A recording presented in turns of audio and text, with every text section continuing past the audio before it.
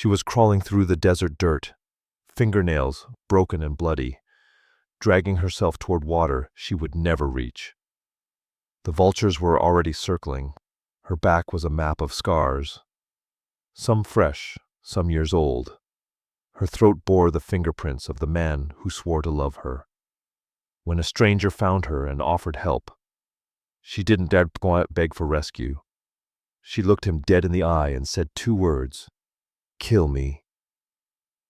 But this stranger, a former gunfighter haunted by the ghost of a child he accidentally killed, refused to walk away. What he didn't know was that this broken woman carried a secret sewn into her dress, a secret dangerous enough to bring down the most powerful man in the territory, a secret that would force him to pick up the gun he swore he'd never touch again. And the enemy hunting her? He wasn't just her husband. He was a monster hiding behind a smile. And he was already on his way.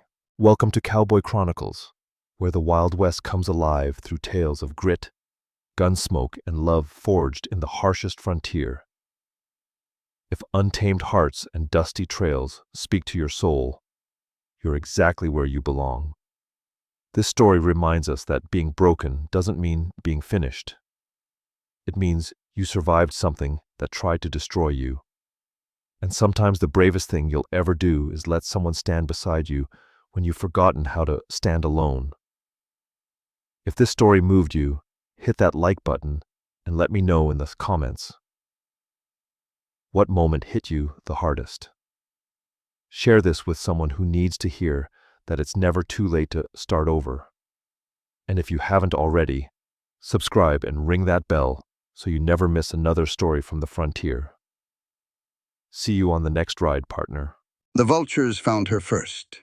3 of them circled low over the dry wash, black wings cutting lazy patterns against a blood-red sunset. Sam Bridger watched them from his corral, one hand resting on the neck of the black Mustang stallion he had been trying to break for 3 weeks now. The horse was wild, wilder than any Sam had worked before. It fought him with everything it had, teeth and hooves and pure stubborn will. But Sam was patient. He had nothing but time these days, nothing but endless hours of silence and solitude and the kind of loneliness that seeps into your bones like winter cold. 5 years he had lived like this. 5 years since he hung up his gun belt and walked away from everything he had been. 5 years of breaking horses and mending fences and trying to forget the face of a dead little girl. Then the Mustang froze, ears pinned forward, nostrils flaring, eyes fixed on something beyond the canyon entrance that Sam could not see. He followed the horse's gaze to those circling birds, 1/4 mile east, maybe less, something dead out there, or dying. Sam turned back to his work. Whatever lay in that wash was none of his concern. He had made himself a promise when he came to this canyon. No more trouble, no more violence, no more putting himself in positions where people got hurt because of him. Whatever was drawing those vultures, it could stay out there and rot for all he cared. But the Mustang would not settle. It paced and snorted, agitated, pawing at the dirt like it was trying to tell him something important. The animal had been wild as sin for 3 weeks, fighting every attempt Sam made to gentle it. Now it was practically pushing him toward the canyon entrance. Sam muttered a curse under his breath. He had learned to trust horses. They sensed things that men could not. And this one was telling him something was wrong out there in the wash. Against his better judgment, Sam saddled his mare and rode toward the birds. The vultures scattered as he approached, rising on heavy wings to perch in a dead cottonwood nearby. They were patient creatures. They could wait. Whatever lay in that dirt was not going anywhere. What Sam found stopped his heart cold. Not a corpse. Something worse. A woman lay face down in the red dust, her dress torn to ribbons, her back a road map of scars and wounds. Some of the cuts were fresh, still weeping blood into the fabric, painting dark stains across what had once been blue cotton. Others had long since healed to raised white lines, crisscrossing her skin like the marks of a whip that had been used many times before. Her face was swollen beyond recognition, purple and black and yellow, the colors of bruises in various stages of healing. One eye was completely shut, the lid puffed up like a rotten plum. Finger-shaped bruises circled her throat like a necklace, the clear imprint of a man's hands where someone had squeezed hard enough to leave marks. Sam had seen dead bodies before, plenty of them. In his former life, he had created more than a few. But this woman was not dead. She was crawling, fingernails broken and bloody, knees scraped raw through the fabric of her dress. She dragged herself inch by agonizing inch toward some distant sound of water, moving on pure animal instinct, when everything human should have given up long ago. Sam dismounted slow and easy, the way you approach a wounded animal that might spook. "Ma'am." She flinched so hard her whole body spasmed, tried to crawl faster, collapsed face first into the dirt with a sound that was half sob and half moan. "Easy now. I'm not going to hurt you." Her one working eye found his face, gray-green, like storm clouds over sage, like the sky before a tornado touches down. And in that eye, he saw no fear, no pleading, no desperate hope for rescue, just defiance, pure, stubborn defiance that had no business being in someone so broken. "Kill me." Her voice was sand and broken glass, scraped raw from screaming or thirst or both. "Kill me, or leave me be." That stopped Sam cold in his tracks. She was not asking to be saved. She was not begging for help or mercy or water. She was asking to die on her own terms, out here in the desert where no one would see her fall. Sam thought about walking away. He thought about the last time he had tried to help someone, about the screaming and the blood and the small body going limp in a mother's arms while he stood there frozen, his gun still smoking, his soul cracking right down the middle. Emma. Her name had been Emma. 6 years old, blonde hair and blue eyes and a gap-toothed smile that he would see every time he closed his eyes for the rest of his miserable life. He had sworn after that day to never put himself in that position again. Sworn to stay out here alone until he died or found a way to live with what he had done. Sworn that he would never again be responsible for another human being's fate. But this woman, even now with nothing left, she was fighting. Crawling through dirt and blood toward water she might never reach. Refusing to give up even when giving up would be so much easier. That kind of stubborn will deserved something. Respect, maybe, or at least the chance to die with a roof over her head and water in her belly. "I am not going to kill you," Sam said quietly, "and I am not going to leave you. Then you are a fool." Probably. He knelt beside her, careful to keep his hands where she could see them. "But I am a fool with water and a roof. You want to die, that is your choice. But you can make it tomorrow after you have had a meal and a bed. Deal." For a long moment she just stared at him with that one gray-green eye. Measuring, deciding, trying to figure out what kind of man would offer help to a stranger bleeding in the dirt. Sam let her look. He had nothing to hide, nothing but 5 years of guilt and a scar down his cheek that told its own story. "Who are you?" Her voice cracked on the words. "Name is Sam Bridger. I got a ranch 4 miles from here." "Why?" "Why what?" "Why help me? You do not know what I am, what is coming for me." Sam bent down and lifted her as gently as he could. She weighed nothing. Skin and bones and stubborn will wrapped in torn cotton. He could feel every rib beneath his hands, every sharp angle of a body that had been starved as well as beaten. "Does not matter what is coming," he said. "Right now, you are here, and I do not leave people to die." She lost consciousness before they reached his horse, her head lolling against his shoulder, her breathing shallow and ragged. But even in her fevered sleep, she muttered things that made Sam's blood run cold. "Do not take me back. He will kill them all. The children, oh God, the children." Sam settled her across the saddle and swung up behind her, cradling her broken body against his chest as he turned the mare toward home. When he got her inside the cabin and carefully peeled away her torn dress to treat her wounds, He found something sewn into the lining, hidden there like a secret too dangerous to carry openly. A small leather journal bound in worn brown hide, and a torn piece of map marked with locations he did not recognize. Sam did not open either one. Not yet. Whatever secrets this woman carried, they were hers to share or keep as she chose. His job right now was simple: keep her alive through the night. But as he cleaned her wounds and wrapped her ribs and dripped water between her cracked lips, Sam had a feeling his quiet life was about to get very loud indeed.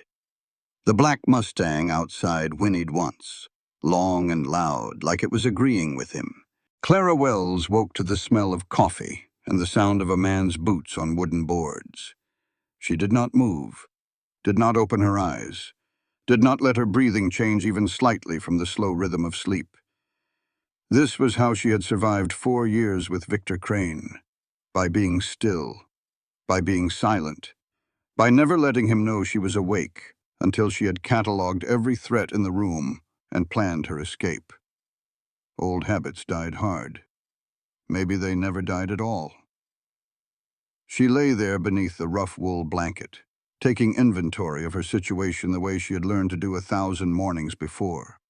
Her ribs ached with every breath, but nothing felt broken. The cuts on her back had been cleaned and bandaged with surprising care, the cloth strips wrapped firmly but not too tight. Someone had changed her out of her ruined dress and into a man's cotton shirt, soft from many washings, large enough that it hung past her knees. She could hear a fire crackling in a stove, water bubbling in a pot, wind pushing against thin walls. The cabin smelled of wood smoke and coffee and horse, honest smells that held no trace of the expensive cologne Victor always wore. And those boots, steady footsteps moving across the floor, but moving away from her, not toward. That was different. That was new. Victor had always come toward her when she was vulnerable. Clara risked opening her good eye, just a crack, just enough to see. The cabin was small and clean and spare. A single room with a cook stove in one corner, a rough-hewn table, 2 ladder-back chairs, a narrow bed that she currently occupied. Animal pelts hung on the walls for insulation. A rifle stood by the door within easy reach. A saddle rested on a wooden stand near the window, well oiled and cared for. The man had his back to her, pouring coffee into a tin cup. He was tall and lean, with the kind of broad shoulders that came from honest work rather than vanity. Dark hair touched with gray at the temples.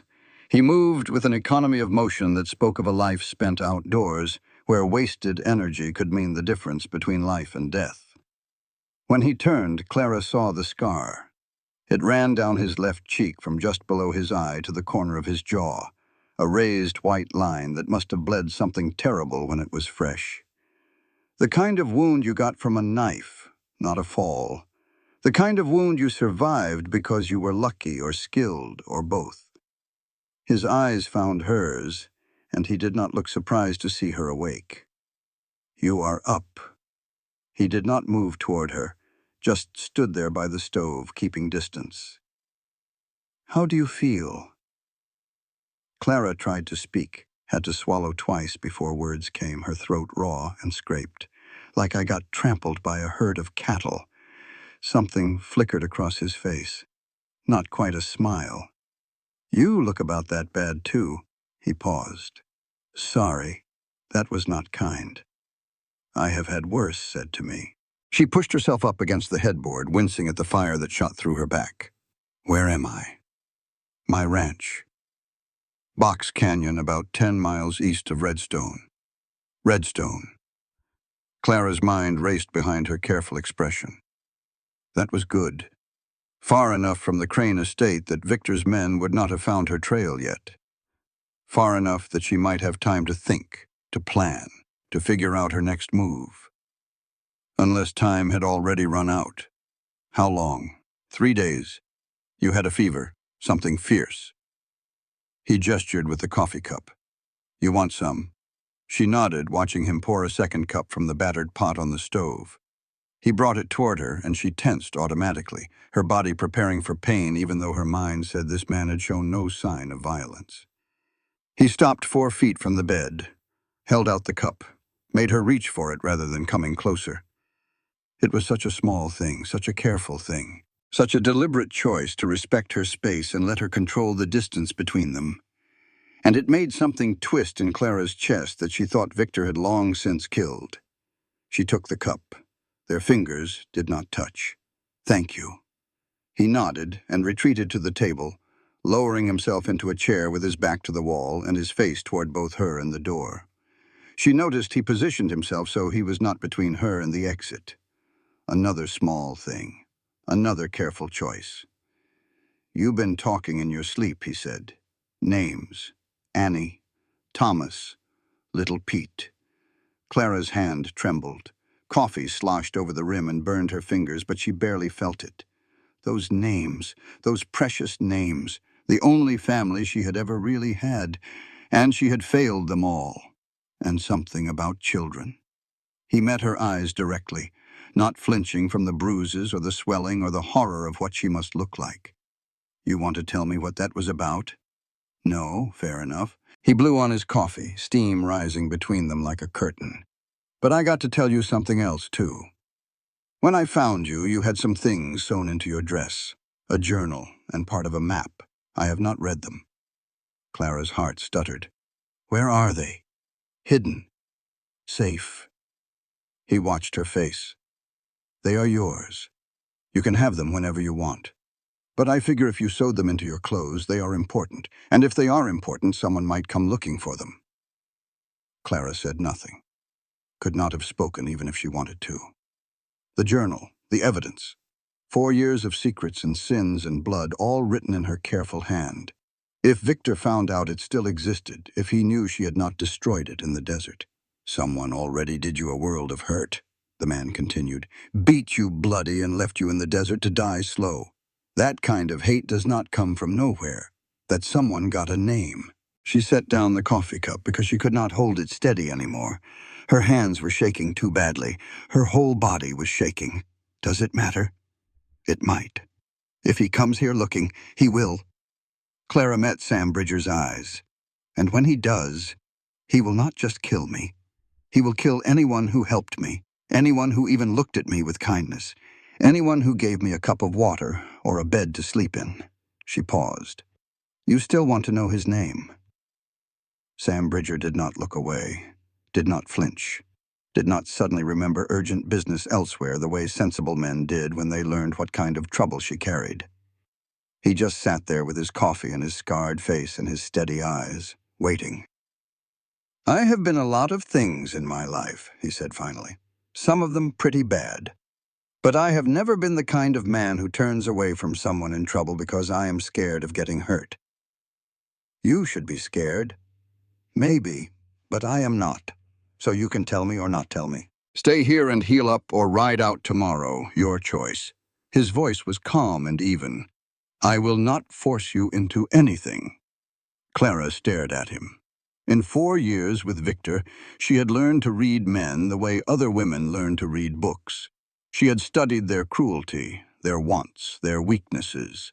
She had learned to become small and invisible, to anticipate the blow before it fell, to survive by making herself useful and unthreatening. This man did not fit anything she knew. He should want something from her. All men wanted something. But if Sam Bridger had ulterior motives, he was hiding them better than anyone she had ever met. Or maybe he simply did not have any. Maybe such men still existed out here in the empty spaces of the world. "My name is Clara," she said finally. "Clara Wells. I was a nurse during the war. After I married a man I thought would give me a good life, I was wrong." Sam nodded slowly. "And this man, your husband, he is the one who did this to you, yes?" She swallowed hard. "His name is Victor Crane." And she watched the recognition flash across Sam Bridger's face, watched his jaw tighten and his eyes go hard as he understood exactly what kind of monster had left her for dead in the desert. To his credit, he did not run. Sam knew the name Victor Crane the way everyone in the territory knew it. Mining magnate, railroad investor, friend to politicians and judges and territorial governors. The kind of man whose name opened doors and closed mouths, whose money bought silence and whose power bought everything else. Victor Crane had built an empire out here in the borderlands, stretching from the silver mines of New Mexico to the cattle ranches of West Texas. He owned half the businesses in Redstone and had stakes in the other half. He donated generously to churches and orphanages, sat on charitable boards, attended every social function with a beautiful woman on his arm and a genial smile on his face. Sam had never met the man personally, but he had heard the stories. Everyone had. What he had not heard, what no one whispered about in saloons or mentioned in polite company, was that Victor Crane was a wife-beater, a torturer, a killer who hid his evil behind a mask of respectability. But looking at Clara Wells, at the scars old and new that mapped her body like a chronicle of suffering, at the way she flinched whenever he moved too fast or spoke too loud, Sam could fill in the blanks well enough. 4 years. She had survived 4 years of that. The strength it must have taken, the sheer, stubborn will to keep breathing when every breath brought pain. Sam did not push her for details in those first days. He was careful never to push. Instead, he let her come to the truth on her own time, the way you gentled a horse that had been broken wrong. Patience, consistency, showing her through actions rather than words that she was safe here. He left food within her reach and let her decide when to eat. He slept on the porch with the door unlocked so she could leave any time she wanted. He showed her where the water source was, which direction led to town, where he kept the extra supplies. He gave her choices. Victor Crane had clearly never given her any. On the 4th night, when Clara had healed enough to walk without wincing, she spoke to him through the open door while he sat on the porch mending a bridle by lantern light. "I was a nurse before him," she said, "during the war." Sam looked up from his work. "Which side?" "Both." Her voice was quiet but steady. "I could not watch men die when I could help, just because they wore a different color uniform. Some called me a hero for that. Some called me a traitor." "What do you call yourself?" Silence stretched between them, filled only by the sound of crickets and the distant yip of coyotes. "A survivor," she said finally. "That is all I have been for 4 years, just surviving, just—" "Surviving is not nothing," Sam said carefully. "Surviving is the first step to living again." She was quiet for a long time after that. Sam went back to his bridle, giving her space to think, to decide how much more she wanted to share. He could feel her watching him from the doorway, measuring him the way she had been measuring him since she woke up, deciding whether to trust him. When she spoke again, her voice was harder. The voice of a woman who had made a decision. "The journal you found. It is evidence. Victor sells guns to the Comanche. Has been for years. 200 rifles, ammunition, even dynamite. Every wagon train attacked, every ranch burned, every settler murdered. The weapons came from Victor Crane." Sam's hands went still on the bridle. "He profits from both sides," Clara continued. "Sells to the raiders, then collects government contracts to build forts and supply armies to protect against them. He has made a fortune off death, Sam. And I have proof." "That is treason," Sam said quietly. "A hanging offense. Yes, it is. And if I can get that journal to the right people, to a federal judge or the territorial governor, Victor Crane will swing for it." "Why did you not do that before, instead of running?" Clara came to stand in the doorway. The lantern light behind her turned her face to shadow, but Sam could hear the pain in her voice. "Because of the children," she told him then. About Annie and Thomas and little Pete. 3 orphans, children of women who had worked for Victor and had not survived. Clara had raised them in that cold mansion, had taught them their letters and wiped their tears and tucked them into bed at night. "They called me Mama," she said. "I know I was not their real mother, but they were mine all the same." Sam felt something cold settle in his gut. He was thinking of another child, another death he could not prevent. When Victor found out I was keeping the journal, collecting evidence, he did not confront me. He waited. Let me think I was safe. Let me think I had fooled him.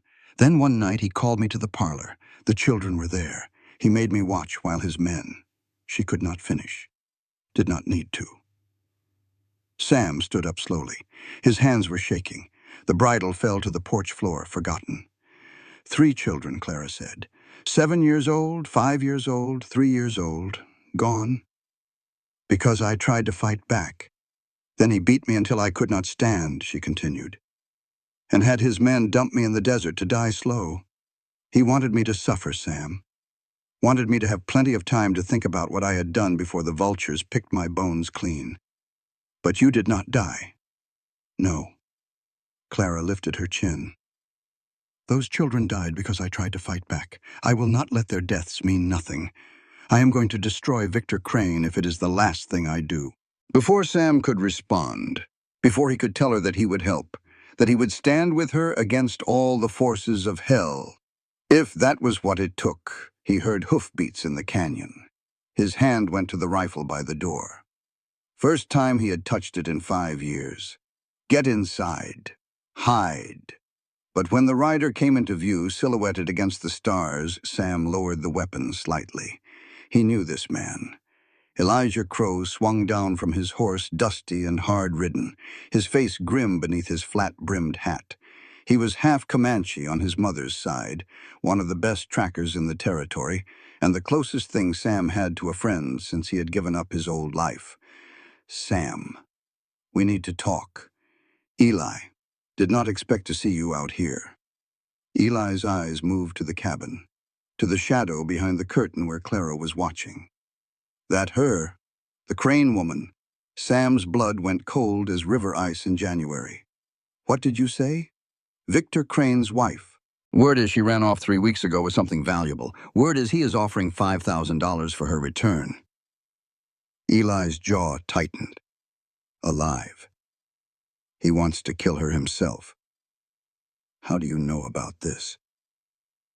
Eli did not answer right away. When he did, his voice was flat as the desert hardpan. Because I was hired to find her. 2 weeks ago, I picked up her trail in Colorado territory. Been following it ever since.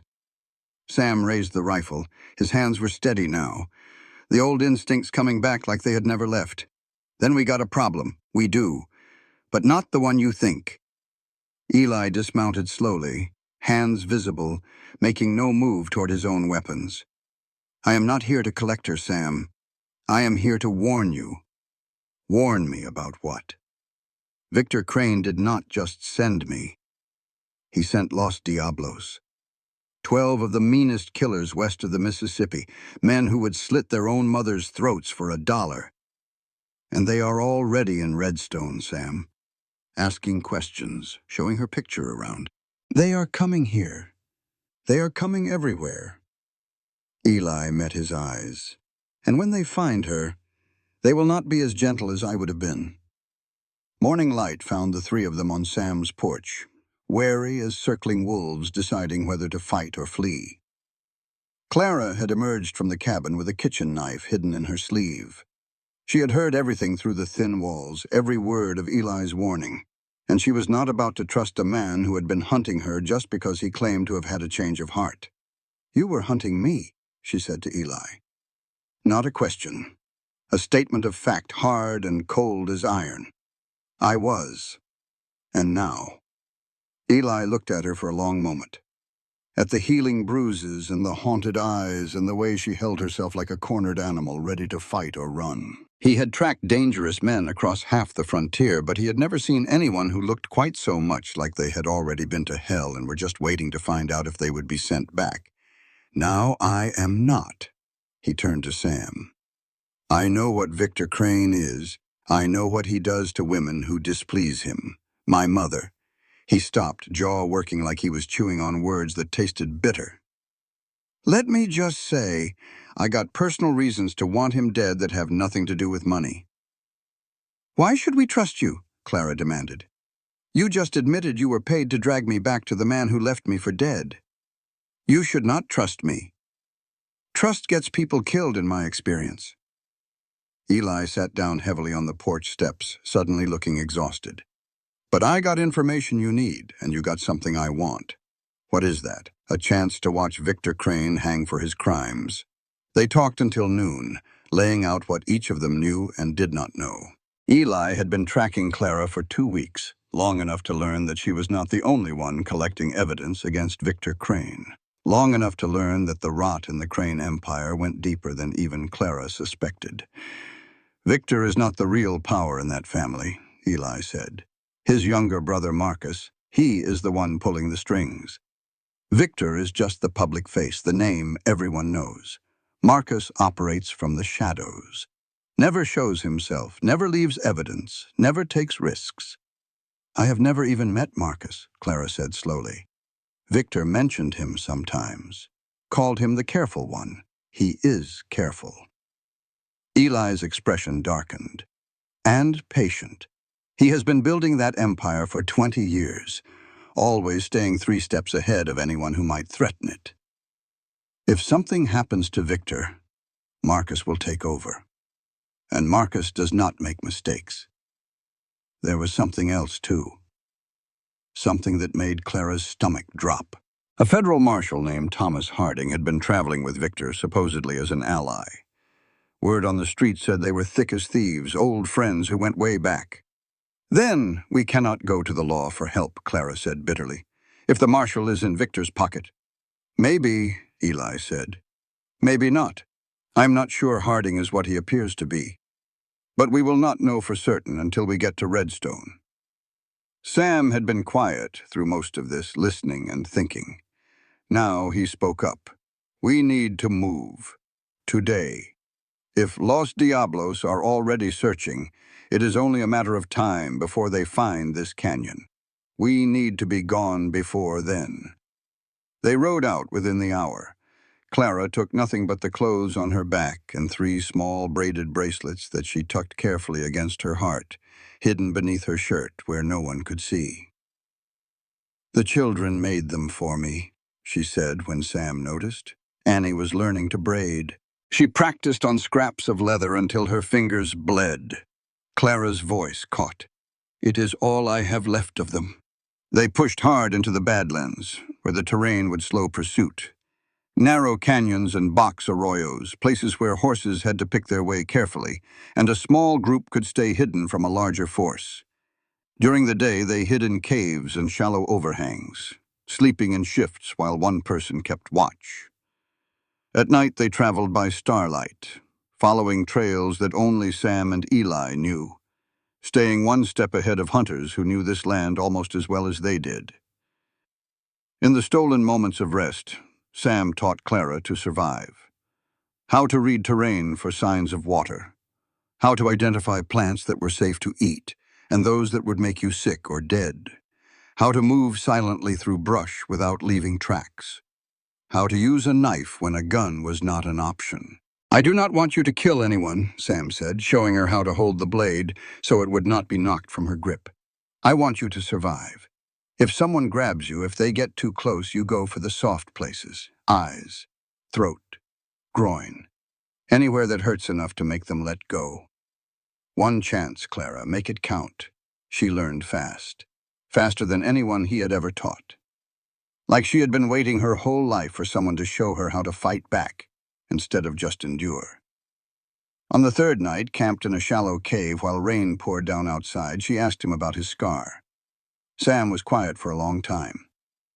The rain drummed against the rocks and ran in rivulets past the cave mouth.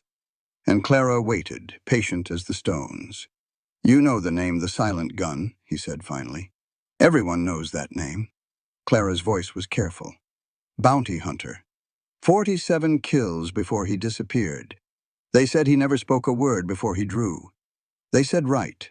Sam touched the raised line on his cheek, tracing it from eye to jaw. I got this from number 47. What happened? I tracked a bank robber to a homestead outside Abilene. He was using a family as human shields. Mother, father, 2 young children. Sam's voice went flat, empty of emotion. I waited for a clean shot. Thought I had one. The robber moved at the last second, and my bullet. He stopped, could not finish. Clara moved closer, not touching him. She knew better than to touch without warning, but close enough that he could feel her warmth, her presence, The simple fact that he was not alone with this memory. Her name was Emma. She was 6 years old. Sam's hands trembled in the firelight. Blonde hair and blue eyes and a gap-toothed smile. She looked just like my sister did at that age. She died in her mother's arms while I stood there watching, and I could not. I could not. I have not fired a gun since that day, he said after a long moment. Have not been able to. Every time I pick one up, I see her face, hear her mother screaming, feel the world ending all over again. And yet you are here, Clara said quietly, protecting me. I do not know if I can protect you. I do not know if I can pull the trigger when it matters. He finally met her eyes. You should know that. You might be relying on a broken man. Clara was quiet for a moment. Then she said something that Sam would remember for the rest of his life. Takes one to know one. Her voice was soft but steady. And broken does not mean useless. It just means we have to be careful with each other. That night she woke screaming from a nightmare. Sam was at her side in seconds, but he did not touch her. Did not grab her or shake her or try to hold her down the way some men might. He just sat down across the cave, keeping distance, and started talking. He talked about the stars he could see through the cave mouth, about the Mustang waiting back at the ranch, wild and stubborn and beautiful, about the way the rain smelled on desert sage, clean and sharp and new. His voice anchored her, brought her back from whatever dark place the nightmare had taken her. When the shaking finally stopped, she whispered, "Do not leave." He did not. Sat there all night, keeping watch over her sleep. Just before dawn, half awake and half dreaming, she murmured, "You are the first man who ever made me feel safe, Sam Bridger." Sam did not answer. But something long frozen in his chest began very slowly to thaw. They reached the outskirts of Redstone on the 4th day. Eli had ridden ahead to scout the town and came back with grim news. Los Diablos are regrouping. Victor arrived yesterday with a dozen more men. The town is crawling with guns, Sam. Every street corner, every saloon. They are showing Clara's picture to anyone who will look. And there was something else. Something that changed everything. I told you I was hired to find Clara, Eli said carefully. What I did not tell you is who hired me first. What do you mean? It was not Victor. Eli took a deep breath. It was his brother Marcus. 6 months ago, before Clara even ran. Clara felt the blood drain from her face. Marcus has known about the journal for months, Eli continued. He has been watching you, Clara, waiting to see what you would do with it. When you finally ran, Victor sent Los Diablos to hunt you down. But Marcus sent me to watch you, to see where you went, who you trusted, what your plan was, why. So he could eliminate everyone involved, quietly, cleanly, without Victor's mess. Sam's rifle came up. Give me one reason not to shoot you right now, because I am done being Marcus Crane's dog. Eli met his eyes without flinching. Because my mother was Comanche, and Victor's guns have killed half my family. Because I want these bastards dead more than I have ever wanted anything. And because if I wanted to betray you, I would have done it 3 days ago when Los Diablos were less than 2 miles from your position. Long silence. The wind blew dust between them. Then Clara spoke. If Marcus has been watching me for months, he knows about the journal. He knows what is in it. He knows. Then why did he not just kill me and take it? Eli's expression turned grim. Because you are not the only one with evidence against Victor. There is a federal marshal named Thomas Harding who has been building a case for 5 years. He has been traveling with Victor, pretending to be his friend, gathering evidence from the inside. Eli paused. But Marcus knows about him too. He is planning to kill Harding and Redstone, make it look like bandits and blame it on you, on me. Think about it, Clara. A woman wanted for murder. Caught conspiring with a known gunfighter to assassinate a federal marshal. That is the story Marcus will tell. Victor hangs for treason, you hang for murder. and Marcus inherits the entire empire with clean hands. Clara sank onto a rock trying to process what she was hearing.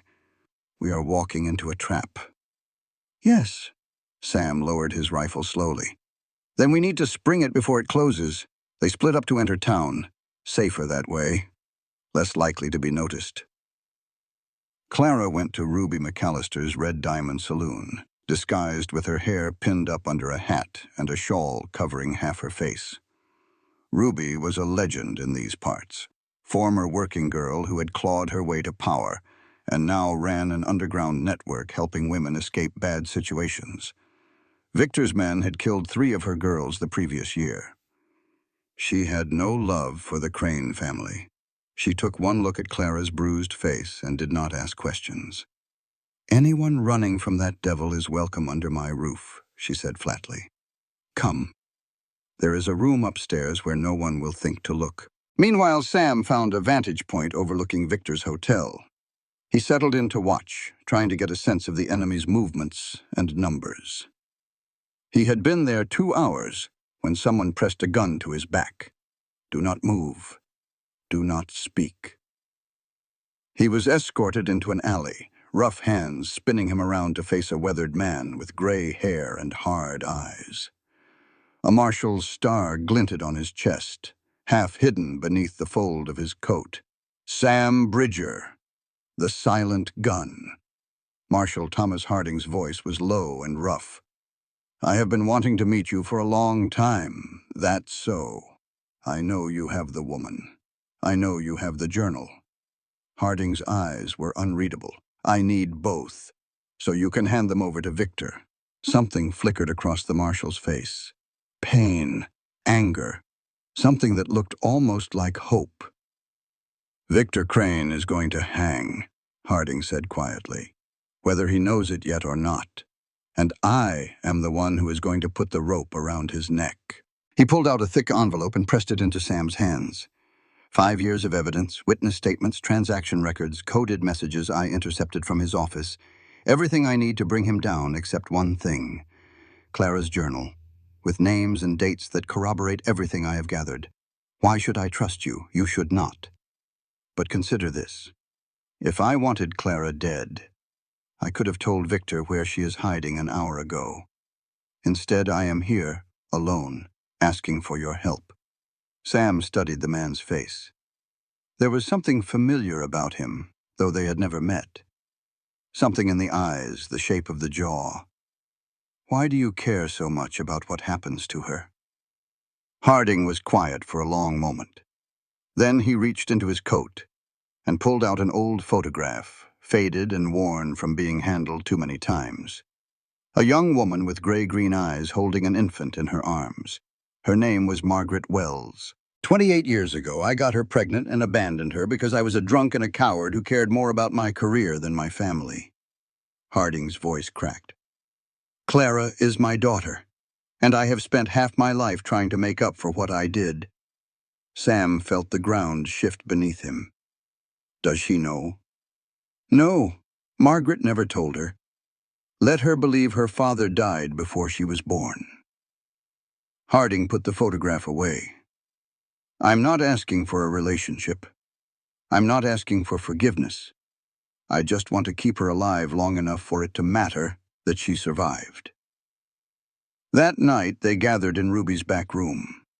Sam, Clara, Eli, Ruby, and the federal marshal all crowded around a scarred wooden table while a single lantern cast dancing shadows on the walls.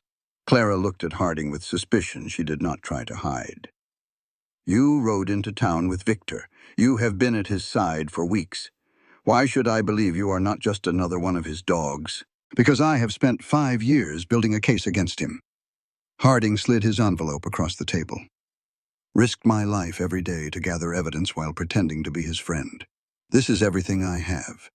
Combined with your journal, it is enough to hang Victor Crane and bring his whole empire crashing down. What about Marcus? Marcus is careful. He never leaves fingerprints, never puts his name on anything that could connect him to the dirty work.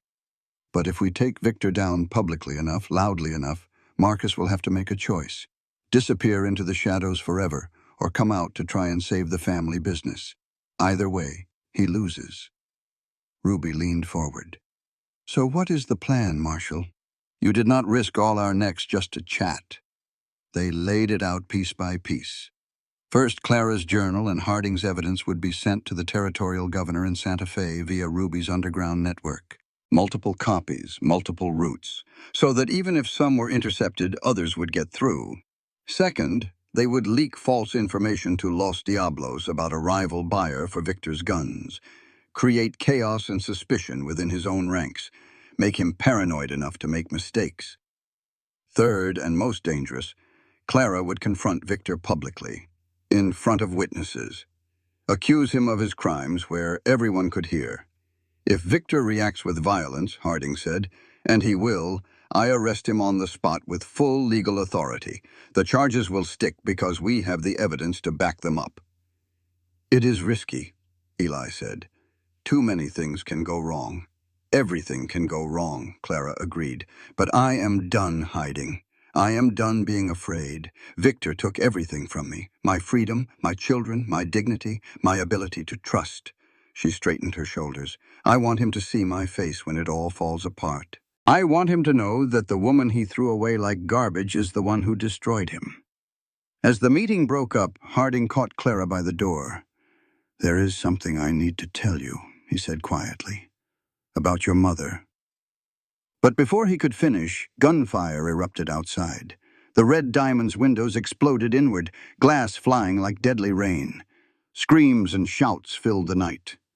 The unmistakable sound of men kicking in doors, of boots thundering on wooden floors. Victor's men had found them. The next minutes were chaos, smoke and blood and running. Clara fought her way through the kitchen, grabbed a knife from the block on the counter. One of Victor's men came at her, and she remembered everything Sam had taught her. Eyes, throat, soft places. One chance, make it count. The man went down screaming, clutching his face. Clara did not stop to see how badly she had hurt him, just kept moving toward the back door. She almost made it. Hello, my dear wife. Victor's voice was warm, almost gentle, like a father greeting a wayward child. Did you really think I would not find you? He stood in the doorway, blocking her escape. Behind him, his men were already dragging Ruby away, bleeding from a wound in her shoulder. Eli was nowhere to be seen. Sam was still upstairs, the sound of gunfire echoing from above. Victor crossed the distance between them in 3 quick strides, grabbed her by the hair, pulled her close enough that she could smell his cologne, that expensive French scent he always wore that had become the smell of her nightmares. I have missed you, Clara. He smiled. I really have. He hit her then, hard enough to blur her vision, hard enough to remind her of all the times he had hit her before, all the nights she had spent curled on the floor wondering if this would be the time he finally killed her. When her vision cleared, she was being thrown over a horse. Victor's men were already mounting up, torches flickering in the darkness as they rode away from the burning saloon. The last thing she saw before they disappeared into the night was Sam standing in an upper window, firing down at the retreating riders. He was too far away to save her, but the look on his face said he would die trying.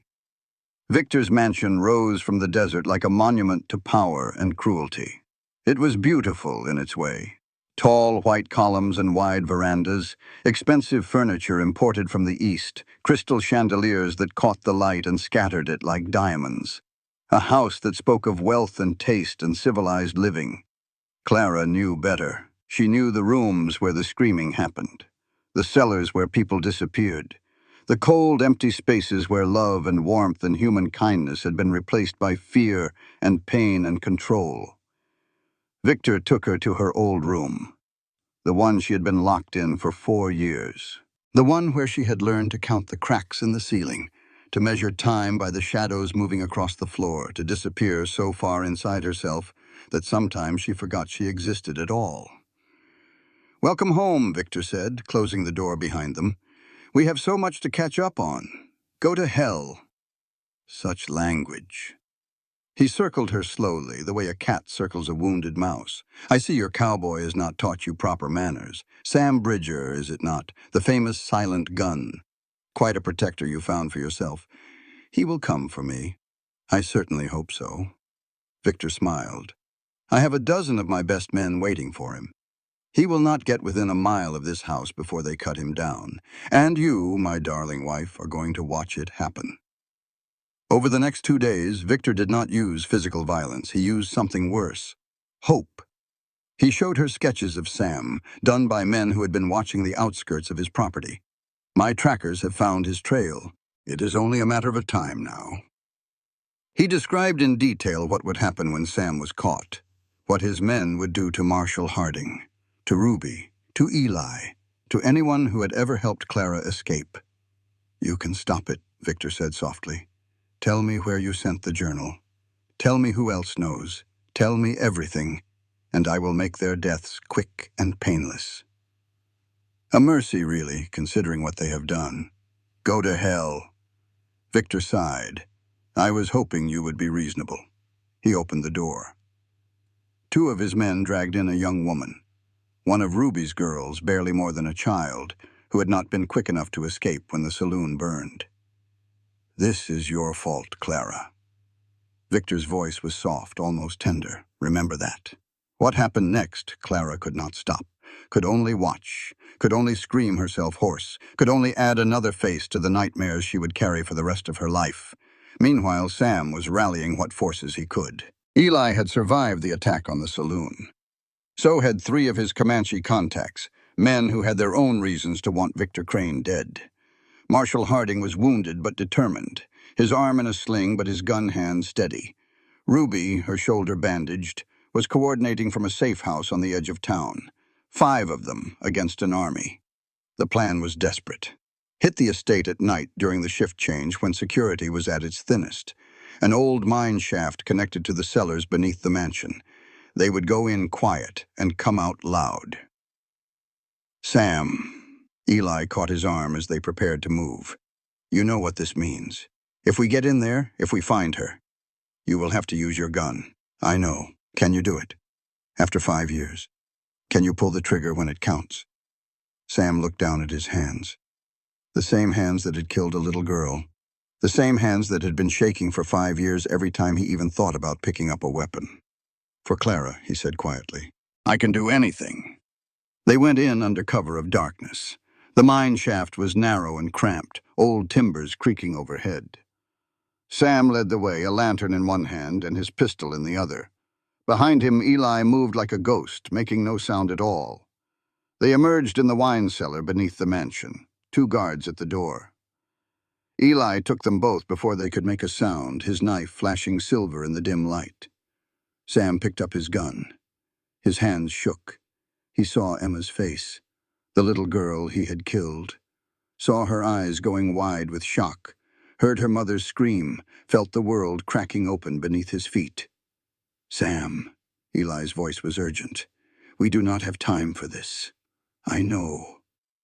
Sam forced himself to breathe, forced himself to focus on Clara, on the woman who needed him, on the promise he had made to never leave her. I know. He raised the weapon, and for the first time in 5 years, he fired.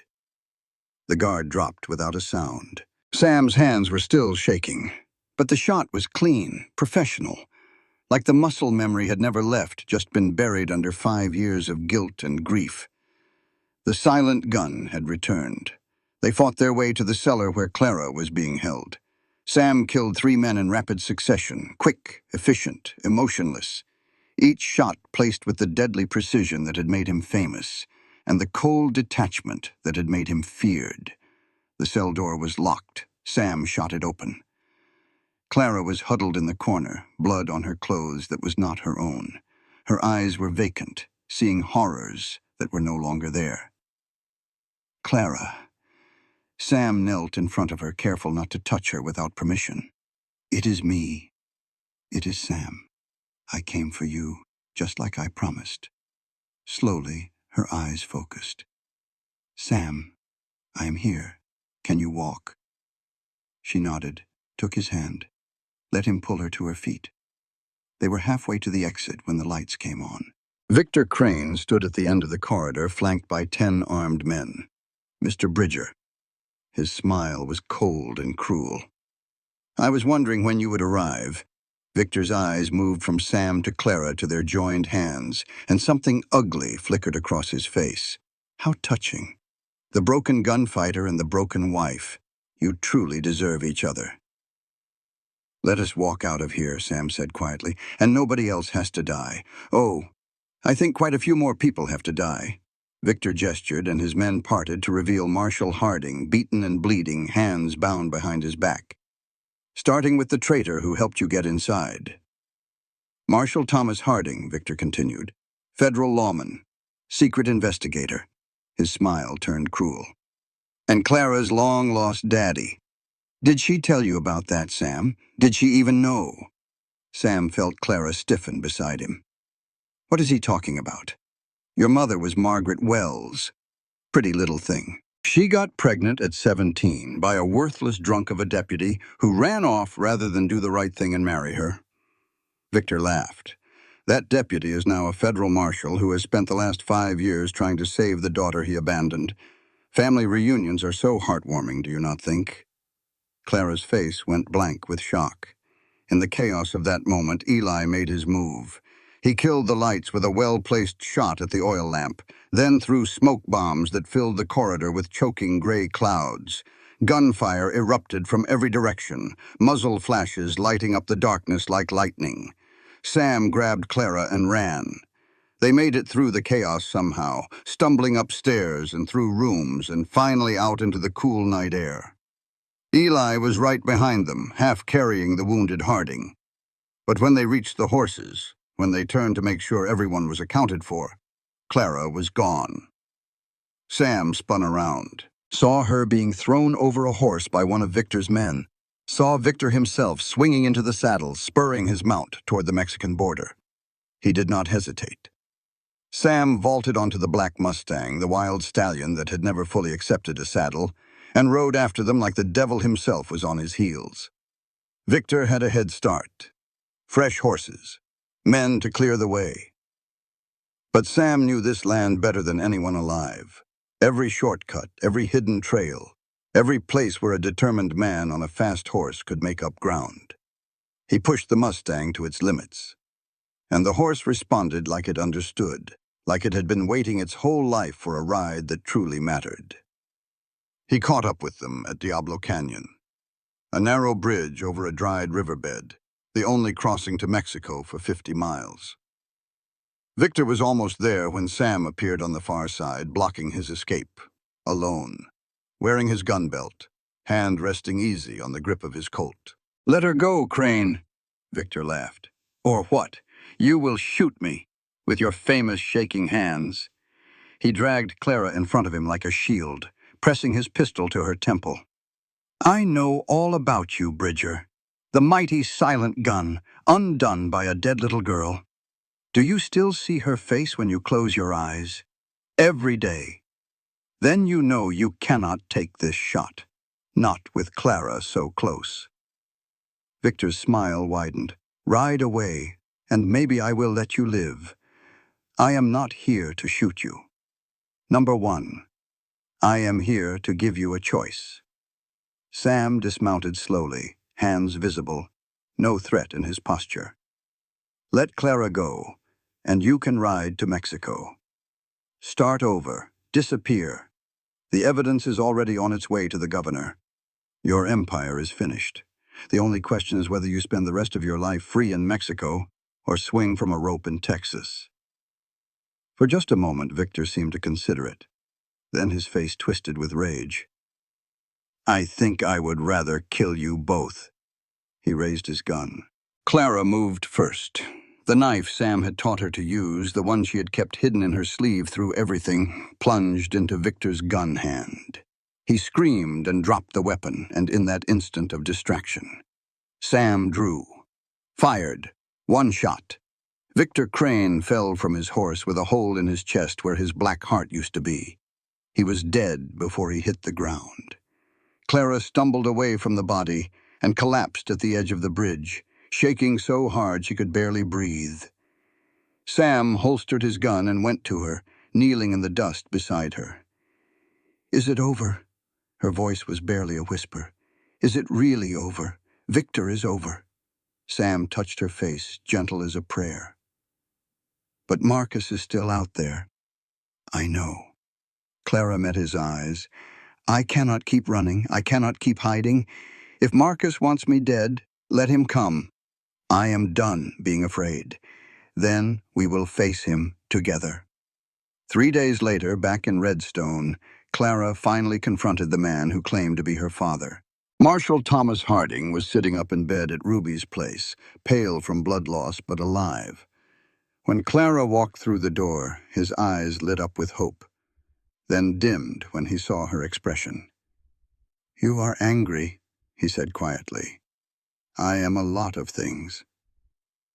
Clara stayed by the door, keeping distance between them. "Mostly I am confused. My mother told me my father died before I was born.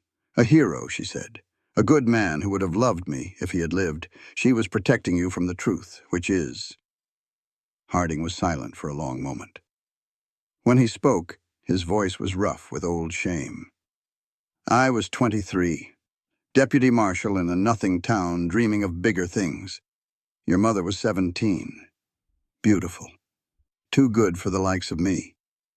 When she told me she was pregnant, I panicked, told myself I would come back for her once I had made something of myself. Got promoted, transferred, kept telling myself next year, next promotion, next chance." He laughed bitterly. 30 years later, here I am.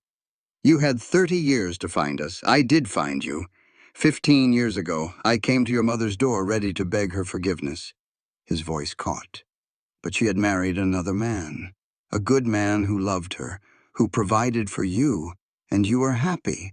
I watched you through the window, laughing in the yard with your friends. You looked so much like her. Why did you not say anything? What right did I have? I had abandoned her, abandoned you. Your stepfather loved you. What could I offer except pain and confusion and questions you did not need?" Clara was quiet, processing. "I kept tabs on you after that," Harding continued. "Watched you become a nurse, serve in the war, and when you married Victor." His jaw tightened. "I investigated him. That is how this whole case started. Not duty, guilt. I was trying to save you from a monster because I had failed to be your father. You could have told me any time in the last 5 years. I could have. I was a coward then, and I am a coward now." He met her eyes. "I do not expect forgiveness, Clara. I do not deserve it.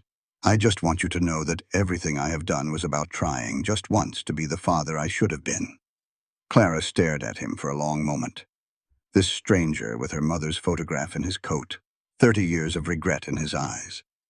"I cannot call you father," she said finally. "That word belongs to the man who raised me. I understand. But I can call you Thomas, and I can accept that you are trying to make things right." She paused. "Marcus is coming. I need you with us. Can you fight?" Harding struggled to sit up straighter. "I can shoot. Then you are with us." Marcus Crane arrived in Redstone at dawn the next day. He was nothing like his brother. Where Victor had been loud and cruel, Marcus was quiet and controlled. A slim man in an expensive suit with pale eyes that revealed nothing at all. He rode into town alone and unarmed, walked into Ruby's saloon like he was arriving for a business meeting. "Mrs. Crane, or should I say Miss Wells?" His voice was soft, cultured, almost pleasant. "My condolences on your widowhood." Clara faced him across the table. Sam flanked her on one side, Eli on the other. Harding watched from the doorway. "You came alone." "Did I?" Marcus smiled faintly. "Look outside." Through the window, Clara could see a dozen riders at the edge of town. Los Diablos. What was left of them after the chaos of the past weeks? "They will not interfere unless I signal. I truly am here to negotiate." "Negotiate what?" "An ending that benefits us both." Marcus steepled his fingers. "You have evidence that could destroy what remains of my family's enterprise. I have resources that could make your life very difficult for a very long time. Neither of us benefits from continued conflict." Clara leaned forward. "You are assuming I have something left to lose. Do you not?" "Victor took my children. He took my dignity, my freedom, my ability to trust. He left me to die in a desert. Clara's voice was steel. What else do you think you can threaten me with? For the first time, something flickered in Marcus's expression. Besides, Clara continued, you are too late. The journal is already on its way to Santa Fe. I kept nothing. There is nothing left to negotiate. You are bluffing. Am I? Clara smiled. I knew you would come. I knew you would try to make a deal. So I made sure there was nothing to deal for. On cue, the saloon's back door opened. A United States Army captain entered with 6 soldiers at his back. Marcus Crane. I am Captain William Ross, 5th Cavalry. I have a warrant for your arrest on charges of treason and conspiracy to commit murder. Marcus did not move. Through the window, he could see his men being surrounded by soldiers, Los Diablos disarmed one by one. Then his hand moved toward his pocket. Sam saw the derringer an instant before Marcus aimed it at Clara. But Harding was faster. The marshal threw himself in front of Clara just as Marcus fired. The bullet took him in the chest. Sam's gun cleared leather a heartbeat later, and Marcus dropped with a hole between his eyes. Thomas. Clara caught Harding as he fell. Blood spread across his shirt, too fast, too much. No. No, no, no. Clara. Harding's voice was barely a whisper. I am sorry. For everything. Do not talk. Save your strength. Listen to me. He grabbed her hand. I was never the father you deserved. But maybe this makes up for something.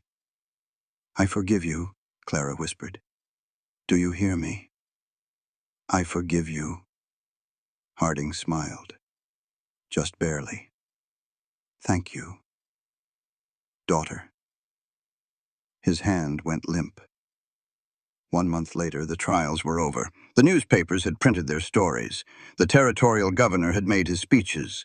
What remained of the Crane Empire had been seized by the government, the blood money distributed to the families of those who had died. Clara had testified for 3 days, told her story to a packed courtroom. Every detail, every horror, every night she had spent curled on the floor wondering if she would survive until morning. When she was finished, there was not a dry eye in the gallery. What happens now? People asked her. Now, she said, I learn how to live. On a hillside outside Redstone, overlooking the valley where she had almost died, 4 new headstones stood in a row. Annie Wells, age 7, beloved daughter. Thomas Wells, age 5, beloved son. Peter Wells, age 3, beloved son. Marshal Thomas Harding. He gave his life that others might live. Clara knelt before the 3 small graves. She had recovered the children's remains from Victor's estate and given them a proper burial with new names. Her name. They were hers now in death as they had been in life. I am sorry I could not save you, she whispered. But I made sure the man who hurt you can never hurt anyone again. That has to count for something. Sam stood behind her, hat in hand. He did not speak. Some grief needs silence more than words. When Clara finally rose, she looked at the 4th grave, the father she had never known. I did not get enough time with him. Barely knew him before he was gone. He knew you, Sam said quietly. That is what mattered to him. I keep thinking about what he said at the end. That he was never the father I deserved. Clara wiped her eyes. But he was the father I needed. Right when I needed him most. 6 months later, Sam's Canyon Ranch had been transformed. The cabin had been expanded into a proper house. A second building stood nearby, a small clinic where Clara used the nursing skills she thought she had lost forever. Ruby McAllister's network sent women who needed help, who needed healing, who needed a safe place to start over. Some stayed for weeks, others just passed through. All of them left stronger than when they came, and the children. Not just the 3 she had lost, but others. Orphans of violence and neglect in the harsh frontier. They found their way to the canyon somehow, and Clara took them all in. "You are building something here," Sam said one evening, watching Clara tend to a young boy who had arrived that morning with bruises on his face and fear in his eyes. "We are building something," she corrected him. "You and me, together." Winter settled over the canyon. The first snow dusted the high peaks, and the nights grew long and cold. Sam found Clara in the clinic one afternoon bandaging a young mother's sprained wrist. He waited until they were alone. "Clara. I have been thinking. That is dangerous." She smiled up at him. "I have been thinking about that day in the desert when I found you crawling through the dirt with nothing but stubborn will keeping you alive. I remember. I made you a promise that day, said I would not leave you." He reached into his pocket and pulled out something small. "I want to make that promise official." Clara looked at the ring in his hand. Simple, silver. A band made by a local craftsman, nothing fancy or expensive.